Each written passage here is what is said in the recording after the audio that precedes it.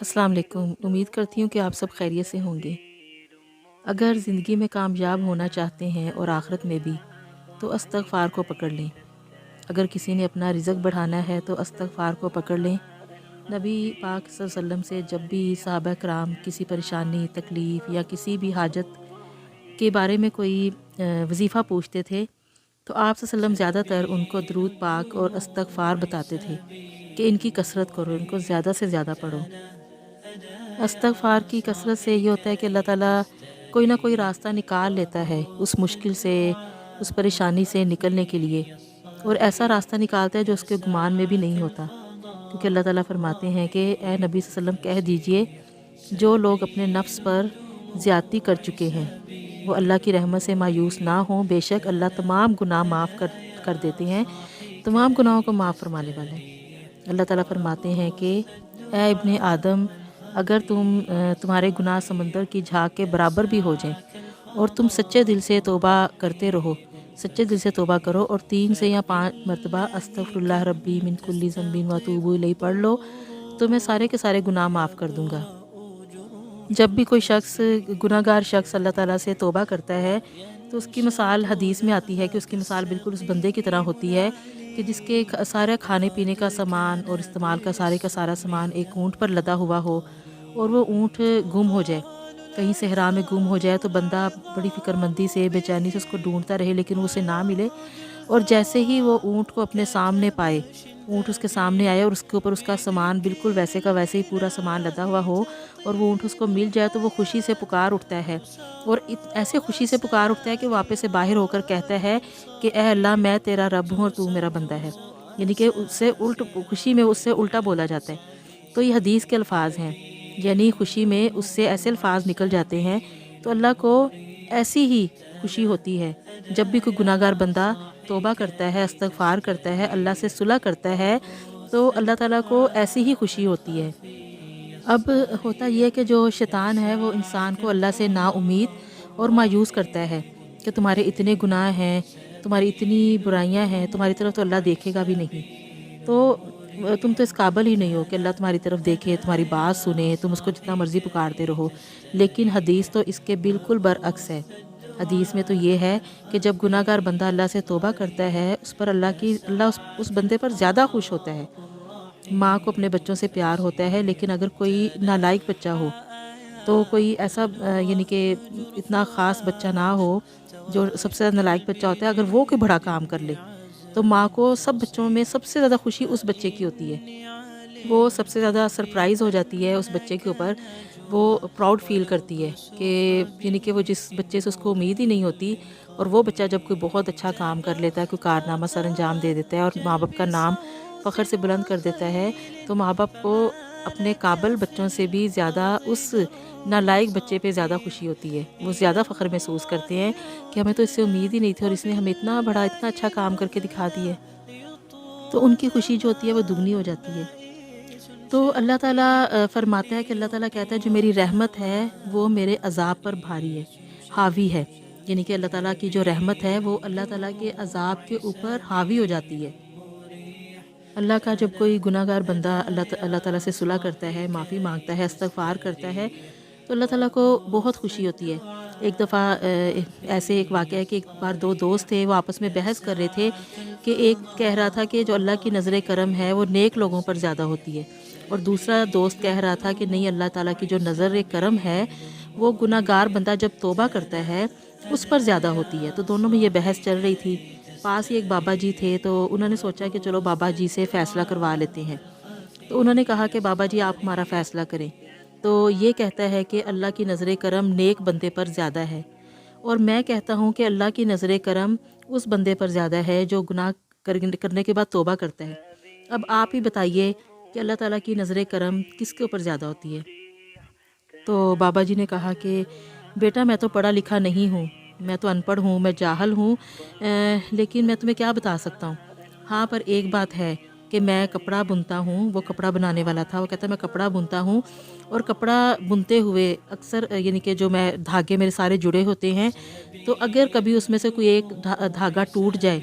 تو میں اسے گرا لگا کر کپڑا بننا شروع کر دیتا ہوں،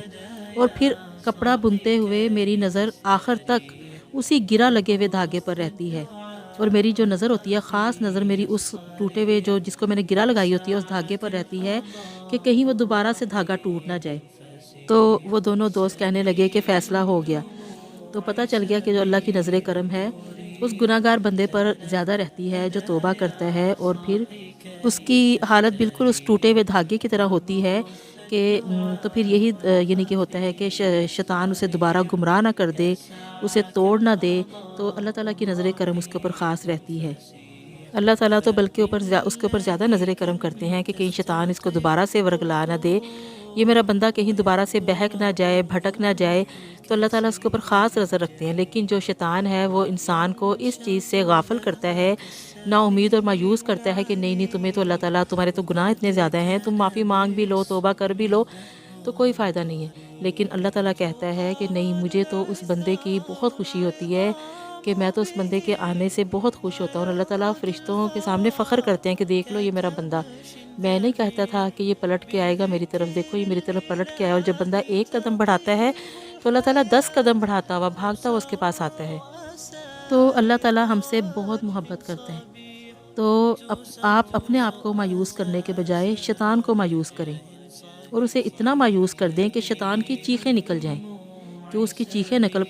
نکل پڑیں، اور وہ خود آ کر آپ کو نیکی کے لیے اٹھائے کہ اٹھو اٹھو نیکی کر لو۔ وہ ایک واقعہ ہے نا کہ ایک بندہ تھا، شیطان نے اسے لوریاں دیتا رہا، اس کو یعنی کہ وہ صبح کا وقت ہوا لیکن اس کو شیطان نے اٹھنے نہیں دیا، اس کو ایسے لوریاں دے دے کے سلاتا رہا، اور وہ سوتا رہا، اور صبح کی نماز نہ پڑھ سکا۔ تو جب وہ اٹھا صبح کے وقت، اسے دیکھا تو اس کی نماز قضا ہو گئی تھی۔ تو اس بندے کو اتنا اس کا افسوس ہوا، اس قدر اس کو رونا آیا کہ اس نے رو کر برا حال کر دیا کہ ہائے اللہ میری نماز رہ گئی، میں نے آج میری نماز قضا ہو گئی۔ تو وہ اتنا رویا، اس نے اتنی توبہ کی کہ اللہ کو اس کے اوپر بہت پیار آیا، اور اللہ کو اس کی توبہ اتنی پسند آئی کہ اللہ تعالیٰ نے اس کو ساری نمازوں کا ڈبل ثواب دے دیا۔ تو یہ دیکھ کے شیطان کی تو چیخیں نکل گئیں، تو وہ کب یہ افورڈ کر سکتا ہے کہ بندے کو اتنا ثواب مل جائے۔ اس نے جب یہ دیکھا کہ اس کو تو افورڈ نہیں کر سکا کہ ہے اس بندے کو ایک نماز کے چھوڑنے پر اتنی ندامت ہوئی ہے اور اتنا رویا ہے، کہ اللہ تعالیٰ نے اس کے رونے کو اتنا پسند کیا کہ اس نے اتنا استغفار کیا کہ اللہ تعالیٰ نے اس کو باقی جتنی بھی ساری نمازیں تھیں ان کا بھی ثواب دگنا کر کے دے دیا۔ تو اگلی صبح وہ خود اٹھانے کے لیے آیا اس بندے کو، تو شیطان خود آیا اور آ کے اس کو اٹھایا اور کہا اٹھو جاؤ جا کے نماز پڑھو۔ تو آپ بھی شیطان کی چیخیں نکلوائیں، اسے مایوس کریں اور نا امید کریں، شیطان کو مایوس کر دیں، اس کو نا امید کر دیں، اور پھر ایسی توبہ کر لیں کہ دوبارہ شیطان آپ کے پاس بھٹکے بھی نہ، وہ آپ کو دوبارہ سے بہکا نہ سکے۔ شیطان بندے کو اللہ کے بارے میں مایوس کرتا ہے اور اللہ اور بندے کے رشتے کو کمزور کرتا ہے۔ وہ نہیں چاہتا کہ اللہ اور بندے کی صلح ہو، بندہ اللہ کے قریب ہو، وہ دور کرنے کے لیے اسے اللہ کی رحمت سے نا امید اور مایوس کرتا ہے۔ اس لیے استغفار کو اپنی زندگی کا معمول بنا لیں۔ آپ کی تمام پریشانیوں اور دکھوں کا جو حل ہے وہ صرف اور صرف استغفار میں ہے۔ امام غزالی رحمۃ اللہ علیہ کے پاس کوئی بھی شخص آ کے اپنی کوئی بھی پریشانی بتاتا، کوئی مسئلہ بتاتا، کسی قسم کی کوئی بھی بات کرتا، تو وہ ہمیشہ ہر ایک کو یہی کہتے کہ استغفار پڑھو، استغفار پڑھو۔ تو کیونکہ اللہ تعالیٰ کو استغفار توبہ بہت پسند ہے، تو اپنی زندگی کو غنیمت جانیں، اور اس سے پہلے کہ ملک الموت نظر آئے اور توبہ کے دروازے بند ہو جائیں، تو اس سے پہلے آپ استغفار کر لیں۔ اور اللہ تعالیٰ ہماری توبہ کے انتظار میں ہوتا ہے۔ اللہ تعالیٰ کو ہماری توبہ کا ہر وقت انتظار ہوتا ہے۔ انسان کی جب تک یعنی کہ موت کا وقت نہیں آ جاتا، اللہ تعالیٰ تب تک انتظار کرتا رہتا ہے کہ میرا بندہ شاید میرے پاس آ جائے، یہ توبہ کر لے۔ اللہ بخشے میری امی جان کو، اللہ تعالیٰ ان کے اوپر رحمت کا سایہ فرمائے۔ تو ہم سے جب کبھی کوئی کام خراب ہو جاتا تھا، کوئی غلطی ہم نے کر لینی، اور پھر ہمیں احساس ہونا کہ ہم نے کام خراب کر دیا ہے، تو ہمیں گلٹی فیل ہونی، تو ہم نے امی سے ابھی ہم معافی بھی نہیں مانگتے تھے، پر امی کو پہلے سے پتہ چل جاتا تھا کہ ہمارے کچھ کہے بغیر ہی، تو کہ امی کو پتہ چل جاتا تھا کہ ہمیں گلٹ محسوس ہو رہا ہے، تو انہوں نے کہنا کہ مینوں پتہ ہے، تھانوں پتہ چل گیا نا اپنی غلطی دا،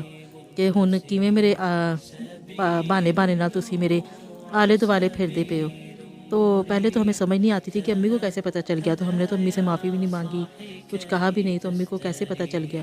تو امی کو ہمارے انداز سے ہی پتہ چل جاتا تھا کہ ہمیں شرمندگی محسوس ہو رہی ہے۔ تو امی کچھ کہے ہم کچھ کہتے بھی نہیں تھے، ہمارے کچھ کہے بغیر ہی ہماری ساری بات سمجھ لیتی تھی۔ تو اللہ تعالیٰ تو 70 ماؤں سے بھی زیادہ مہربان ہے، وہ تو ہم سے بہت پیار کرنے والا ہے، وہ ہماری رگ رگ سے واقف ہے، وہ سب جانتا ہے۔ تو ابھی آج وقت ہے ہمیں معافی مانگنے کا، تو آج وقت ہے معافی مانگنے کا، لیکن کوئی معافی مانگنے والا نہیں ہے۔ تو قیامت والے دن وقت نہیں ہوگا ہمارے پاس، لیکن ہر کوئی معافی مانگنا چاہے گا اللہ تعالیٰ سے۔ اس دن ہر کوئی چاہے گا کہ ہم اللہ سے معافی مانگے، استغفار کریں، لیکن اس دن کوئی فائدہ نہیں ہوگا۔ تو اس وقت ہماری معافی کا کوئی فائدہ نہیں۔ تو آج ہمارے پاس وقت ہے، ہمارے پاس اللہ تعالیٰ نے ہمیں وقت دیا ہوا، اس وقت کو غنیمت سمجھیں،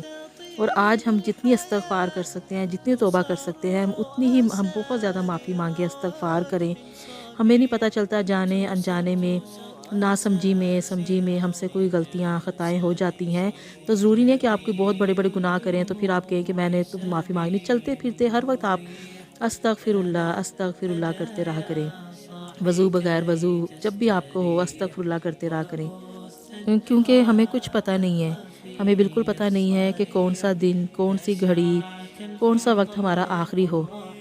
تو اور وقت کے تو پر لگے ہوئے ہیں، وقت اٹھتا ہی جا رہا ہے، ہاتھوں سے نکلتا جا رہا ہے، کسی پھسلتی ہوئی ریت کی طرح، کسی پگھلتی ہوئی برف کی طرح، کسی پانی کے بلبلے کی طرح، کسی بجھتے ہوئے دیے کی طرح، کسی ڈھلتی ہوئی شام کی طرح، کسی غروب ہوتے ہوئے سورج کی طرح، کسی جاتے ہوئے موسم کی طرح، کسی دور پانیوں میں نظروں سے اوجھل ہوتی ہوئی کشتی کی طرح، کسی زندگی کی آخری ہچکی کی طرح۔ تو اس سے پہلے کہ یہ سب ہمارے پاس کوئی وقت نہ رہے، ہمارے پاس موقع نہ رہے، تو ہر وقت کو، ہر موقع کو غنیمت سمجھتے ہوئے اللہ تعالیٰ کے سامنے ڈیلی بیسس پہ ہر وقت استغفار کرتے رہیں، استغفر اللہ ربی من کل ذنب واتوب الیہ، اور پھر استغفر اللہ کرتے رہیں۔ اللہ بہت رحیم ہے، بہت کریم ہے، بہت لطیف ہے،